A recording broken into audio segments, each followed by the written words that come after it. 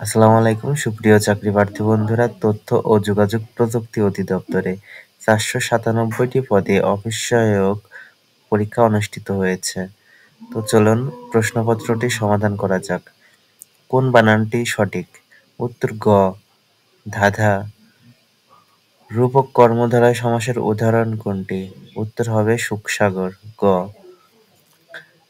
ছা-পোষা বাগধারাটির অর্থ কী?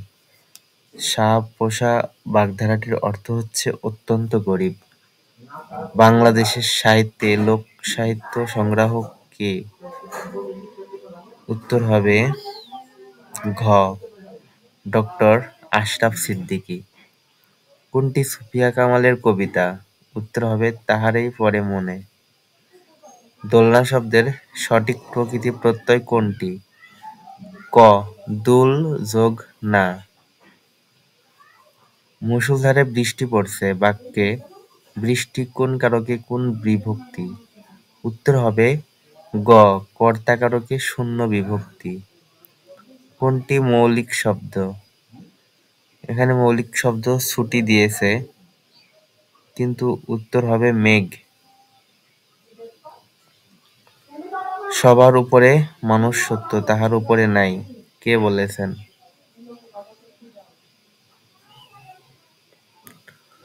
উত্তর হবে চণ্ডীদাস। ১৯ শতকের প্রথম মুসলিম লেখকের নাম? উত্তর হবে খ।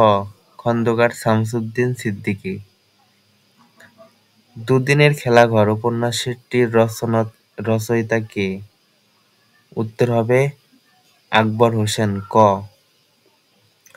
আওয়ালের তোহফা কোন ধরনের রচনা? উত্তর হবে গ। নীতিকাব্য। অনুসর্গ সাধারণত কোথায় বসে? উত্তর হবে শব্দের পরে, গ। লোকটি দরিদ্র কিন্তু সৎ, এই বাক্যে কিন্তু হল গ। সংযোজক অব্যয়। কয়মূর্ধন্য ষ-যুক্ত ম এর ক্লিষ্ট রূপ কি? উত্তর হবে ঘ। ক যোগ মূর্ধন্য ষ যোগ ম।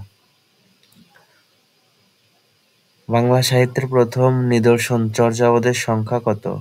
উত্তর হবে খ। ৫০টি। মধ্যযুগে বাংলা সাহিত্যের পৃষ্ঠপোষকতায় অগ্রণী ভূমিকা পালন করেন কে? উত্তর হবে পাঠান সুলতানগণ। মীর মশাররফ হোসেনের প্রথম গ্রন্থ কোনটি?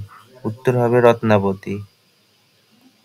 অন্বেষণ এর সঠিক সন্ধিবিচ্ছেদ কোনটি? উত্তর হবে ঘ। অনু যোগ এষণ। কাজী নজরুল ইসলামকে বাংলাদেশের জাতীয় কবি ঘোষণা করা হয় কবে? উত্তর হবে গ। ১৯৭৪।